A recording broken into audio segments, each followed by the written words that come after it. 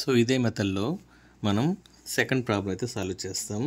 So ఇక్కడ మనకి ఇచ్చింది find the centre and radius of the circle. So equation ఏంటంటే 2x² plus 2y² plus 3x plus 7y plus 2 = 0. So ఒక equation ఇచ్చి centre radius find out చేయాలంటే మనం procedure already మనం డిస్కస్ చేసాం, సేమ్ అదే ఫార్మేట్లో చేస్తాం. సో ఇక్కడ చూసారంటే సొల్యూషన్ గివన్ ఈక్వేషన్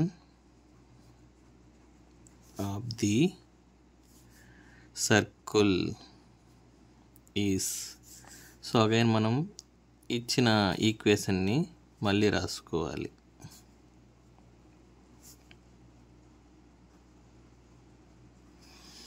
సో మనకు జనరల్ ఈక్వేషన్ ఏంటి, x² + y² + 2gx + 2fy + c = 0 కదా. ఆ ఫార్మేట్కి చేంజ్ చేసుకోవాలి. సో అప్పుడు ఏం చేయాలి, /2 చేసుకోవాలి.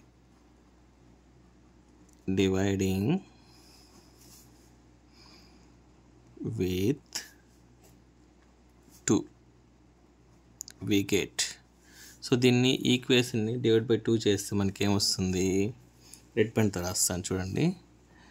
x² + y² + 3/2x + 7/2y + 1 = 2. ఓకేనా. సో ఇది మనం కంపేర్ చేయాలి.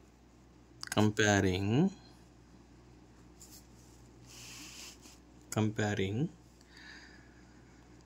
this equation with, ఓకేనా. So x² + y² + 2gx 2fy + c = 0. So దీన్ని కంపేర్ చేయాలి.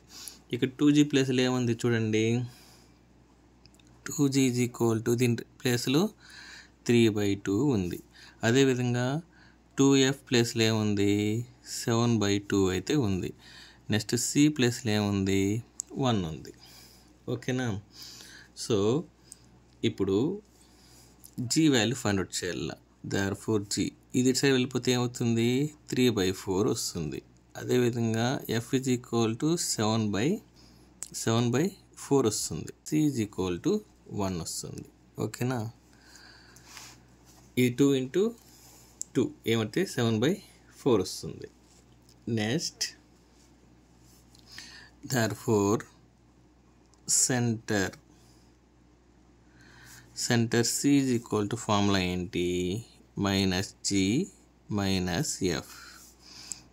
సో ఇక్కడ -g అంటే ఏముంది, 3/4, f ప్లేస్లో ఏముంది, 7/4 ఉంది. సో ఆడికి మనం సెంటర్ ఫైండ్ అవుట్ చేసాం. నెక్స్ట్ వచ్చి రేడియస్ ఫైండ్ అవుట్ చేయాలి. Radius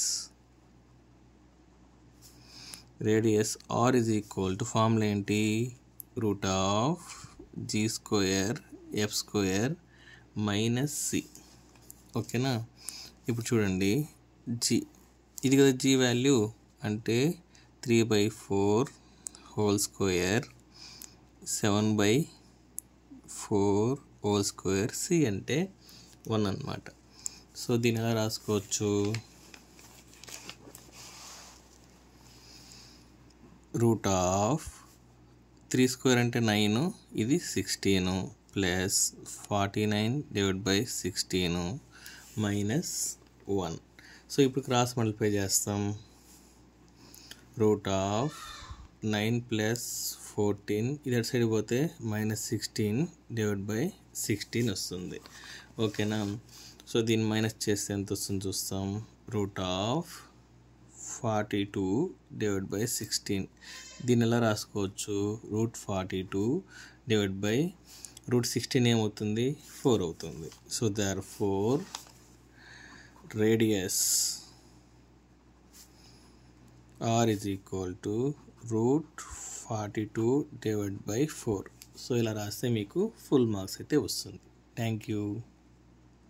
bye.